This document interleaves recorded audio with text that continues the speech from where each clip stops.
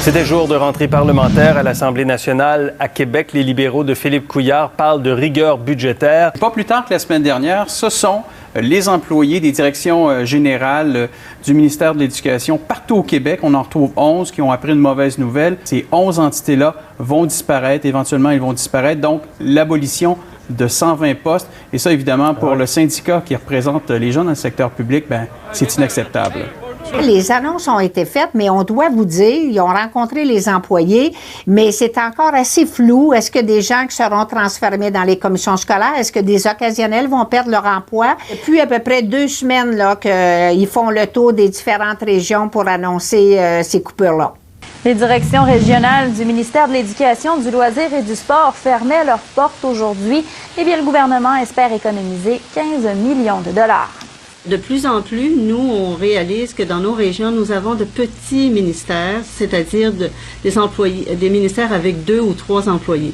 Alors, à chaque fois qu'un employé quitte pour la retraite, nous dispersons le travail avec ceux qui restent. Et là, on s'aperçoit qu'on a des ministères qui restent juste 1 ou 2 employés. On pense surtout à la Régie du logement, aux protecteurs des citoyens sur la Côte-Nord. Alors, eux, quand ils prendront leur retraite, qu'est-ce qui arrivera avec ces ministères-là? Est-ce qu'on obligera les citoyens de nos régions à toujours faire appel aux grands centres? Depuis l'arrivée au pouvoir des libéraux, on parle beaucoup de rigueur budgétaire et des intentions du premier ministre Philippe Couillard de revoir le fonctionnement de l'État. Pourtant, il n'est pas le premier à en faire la promesse. On ne peut pas continuer à taxer nos citoyens à l'ultime limite. La dernière tentative de réingénierie a été lancée par Jean Charest dès son arrivée au pouvoir. Partout en province, il y a eu des manifestations.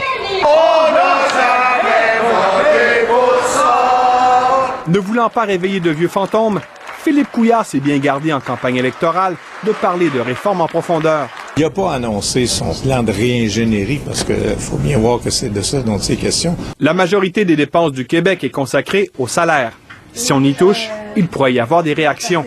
Les employés dans la fonction publique, là, ils sont là parce qu'ils offrent des services. Fait qu'il n'y a pas personne qui se tourne les pouces présentement. Et effectivement, le budget de Carlos Letao n'est pas encore présenté, que déjà les syndicats mettent en garde le gouvernement Couillard. On sent une inquiétude, Simon. Il y a même une leader syndicale ce matin qui me disait le budget Letao a le potentiel de creuser davantage le fossé entre riches et moins nantis au Québec. On écoute cette réaction.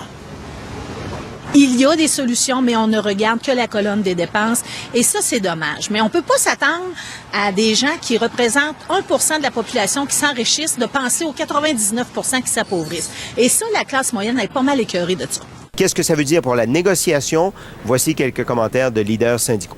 Et c'est sûr que le cadre qui nous a mis pour la négociation est vraiment très, très mince. Lier ça à la dépense, au taux de croissance des dépenses, écoutez, c'est comme dire que tu es attaché, sauf qu'on voit pas beaucoup de marge de manœuvre. S'il y avait eu en même temps la commission de la fiscalité qui aurait dit, oui, on va aller voir si on peut pas trouver d'autres types de financement des services publics, ça nous aurait donné un peu plus de marge de manœuvre. Voici l'homme fort du gouvernement, celui qui a le pouvoir de vie ou de mort sur l'ensemble des programmes publics. La prochaine négociation collective, ont dit les ministres, devra tenir compte de la faible croissance des dépenses des programmes. On peut pas dire qu'il nous a mis ça facile, mais c'est jamais facile dans les services publics, c'est sûr.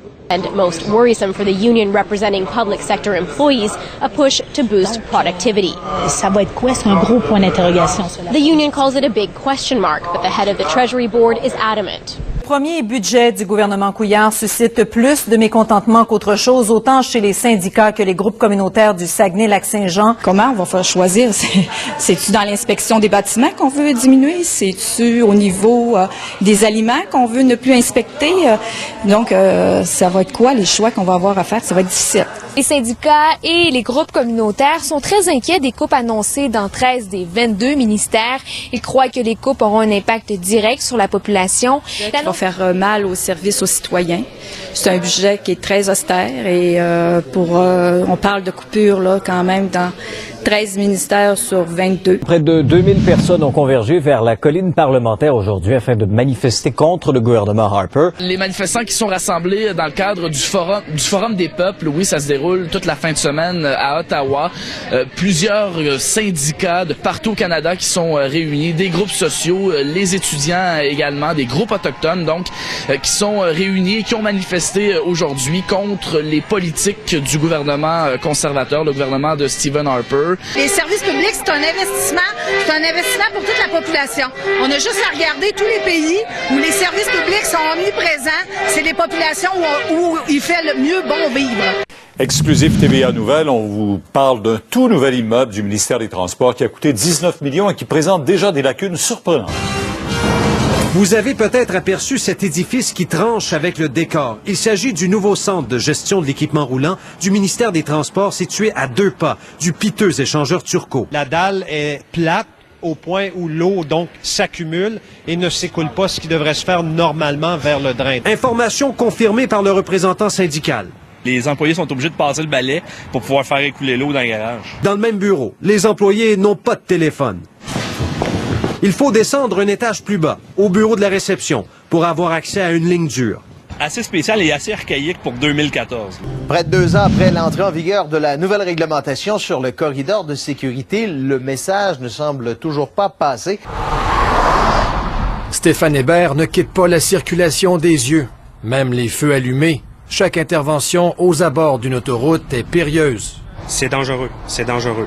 On se fait frôler, puis on sent le coup de vent, puis des fois c'est du sable avec, puis des roches. J'ai déjà reçu une roche d'un œil. Il y a pourtant près de 2 ans que la loi a été changée. Chaque jour, des milliers de personnes vous protègent sur les routes du Québec. À l'approche de véhicules d'urgence ou de surveillance routière, les automobilistes doivent modifier leur trajectoire et ralentir pour protéger les travailleurs. Le corridor est à peu près pas respecté. On observe là, des gens même qui se tassent sur nous. C'est comme si c'était pas rentré dans les habitudes encore. Les gens y pensent pas. Il y a exactement 40 ans, le 31 juillet 1974, le français devenait la seule langue officielle du Québec. C'est la langue de mon cœur et le cœur de ma vie. 40 ans plus tard, le débat se poursuit. Tout comme en 1974, plusieurs estiment que les gouvernements ne vont toujours pas assez loin pour protéger le français. La syndicaliste Lucie Martineau reconnaît que beaucoup de progrès ont été accomplis depuis la loi 22, mais elle reste sur sa faim. On est à colmater des brèches importantes, même dans la charte, qui fait en sorte que plus ça va, plus on perd le contrôle de la protection de notre langue au Québec. Que jamais elle ne meure, que jamais on l'oublie. Voilà que la presse sort ce document-là avec la loi d'accès à l'information sur ces fonctionnaires qui vont jeter un œil dans ce qu'ils ne devraient pas voir, en tout cas, ou à peu près. C'est tolérance zéro à l'Agence du revenu, mais comme c'est tolérance zéro dans les autres ministères et organismes aussi. Une fois que les gens sont engagés, on leur fait signer une déclaration comme quoi ils s'engagent évidemment à respecter la confidentialité et à ne pas divulguer les données auxquelles ils ont accès pendant leur travail. L'effet des compressions dans les parcs nationaux continue de faire réagir. La réorganisation des parcs nationaux est loin de plaire à tout le monde. Le syndicat de la fonction publique du Québec croit que la CEPAQ déroge de sa mission initiale de rendre les parcs accessibles, de les conserver et d'éduquer la population par la nature. La présidente dénonce les coupes qui poussent, en plus les tarifs à la hausse. On voudrait qu'ils reviennent à leur mission première, c'est sûr qu'on part. On est parti de 3 et 50 dans les dernières années et on parle de 8,50 jusqu'en 2016, qui fait une augmentation de 143 %. Le syndicat dénonce l'abolition de postes, aussi la réduction de période d'emploi des travailleurs. La présidente régionale du SFPQ, Hélène Chouinard, fait valoir qu'au Parc national du Bic, par exemple, les compressions ont pour effet de limiter l'accessibilité au parc. Nous constatons qu'il y a eu des coupures limitées au niveau des activités gratuites offertes au public. Et il y a la CEPAQ qui fait partie de ces sociétés qui font l'objet de compression. Dans le fond, tout ce qui est non rentable, qui rapporte pas de l'argent, ils ont mis ça de côté. L'automne sera la saison de l'austérité au Québec. On sait que Québec se prépare à des compressions majeures dans ses dépenses. Les mesures d'austérité du gouvernement Couillard ne passent tout simplement pas. décisions difficiles ont commencé. Elles vont continuer. Coupe à peu près partout du côté de Québec. Donc... Bien sûr, Québec qui tient à rappeler qu'il n'a pas de marge de manœuvre.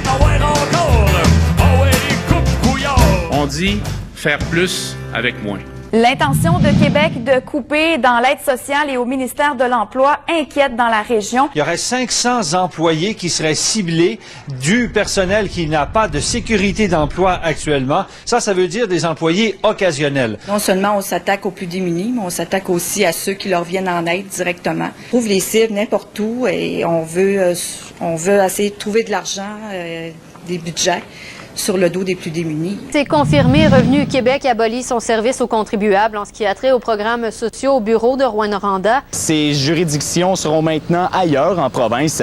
Oui, on va lui dire le bonjour et tout ça. À partir du moment qu'on va avoir connu son besoin, on va l'acheminer. Et je vous dis ça tout simplement parce que je n'ai pas la réponse, mais soit par ligne téléphonique ou tout autre moyen électronique. Le nouveau ministère de la Forêt, de la Faune et des Parcs doit lui aussi faire des compressions. Les techniciens de la faune sont aussi tombés sous le couperet. 8 emplois disparaissent au Bas-Saint-Laurent. Ce sont des projets, des études qui probablement qui n'auront pas lieu. Alors, c'est sûr que l'impact économique et écologique dans les régions fait beaucoup plus mal que dans les grands centres. Nous, ce qu'on propose, évidemment, c'est d'arrêter de regarder la colonne des dépenses et d'aller regarder la colonne des revenus. Alors, Philippe Couillard, Richard, qui réagissait à ces ballons, à ces fuites ou ces rumeurs qui apparaissent dans les journaux depuis plusieurs jours. Pas une organisation planifiée par le gouvernement. Ça doit venir de quelque chose. Est-ce que c'est des ballons qui proviennent du gouvernement qui veulent tester des idées ou alors c'est vous qui faites couler de l'information, les fonctionnaires? C'est quoi, là? Si M. Couillard a des accusations à faire d'une personne qui aurait coulé des choses, qu'il le fasse. Mais lancer que l'ensemble de la fonction publique, c'est des paniers percés qui manquent au code d'éthique, ça n'a aucun bon sens. Le gouvernement du Québec qui lance une vaste consultation. En fait, c'est un dialogue social pour alimenter la réflexion sur la révision des programmes. Via Internet, les gens pourront faire des suggestions, pourront faire des commentaires où le gouvernement du Québec doit couper. Il nous invite à le rencontrer la semaine prochaine. On va être là.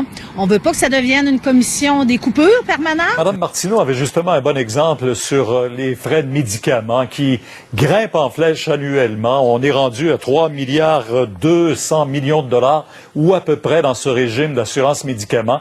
Elle propose et vous a proposé cette Pharma Québec. Allez-vous l'envisager?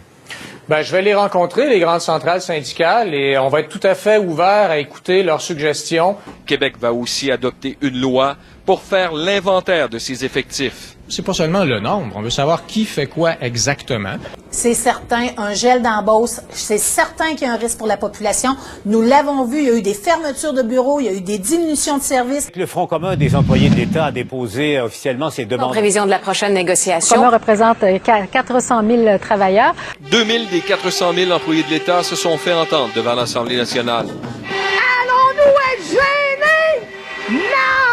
Le Front commun syndical réclame des augmentations de 4,5 % pour les 3 prochaines années. L'objectif, combler un écart qu'ils évaluent à 8,3 % avec les autres salariés. On n'est vraiment pas déconnecté de la réalité. Le 4,5 %, c'est vraiment notre protection du pouvoir d'achat qui s'est effritée depuis les 20 dernières années. Alors, c'est vraiment juste un rattrapage et la protection du pouvoir d'achat. Alors, on n'est pas gêné du tout de faire ces demandes-là. Et puis, il y a également l'autonomie dans nos professions, l'attraction, rétention. Écoutez, on a de la difficulté à recruter des gens dans le secteur public. Les négociations s'amorcent alors que le gouvernement Couillard souhaite le retour à l'équilibre budgétaire l'an prochain et un gel de la rémunération de ses employés pour 2015-2016. Nous n'allons plus pelleter dans la cour de nos enfants nos responsabilités. Et Claudia, les syndicats annoncent une grande manifestation pour la fin du mois. Absolument, il y a un nouveau mouvement là, carrément qui est né, le mouvement Refusons l'austérité. Ça regroupe une douzaine d'organismes. Oui, il y a beaucoup de syndicats là-dedans, des associations étudiantes aussi et des organismes qui luttent contre la pauvreté. L'objectif dans tout ça, c'est de démontrer au gouvernement Couillard que la population n'assistera pas aux compressions budgétaires annoncées, les bras croisés. Donc, on veut vraiment mobiliser. On sait qu'il y a eu le 20 septembre une grande manifestation contre le projet de loi 3 sur les régimes de retraite. Vendredi aussi, une manifestation manifestations contre l'austérité. Là, la prochaine, c'est le 29 novembre et on nous dit que ça ne va pas s'arrêter là. Il y aura différents mouvements là, justement pour se faire entendre, pour démontrer que l'on refuse de voir le filet social du Québec se détériorer.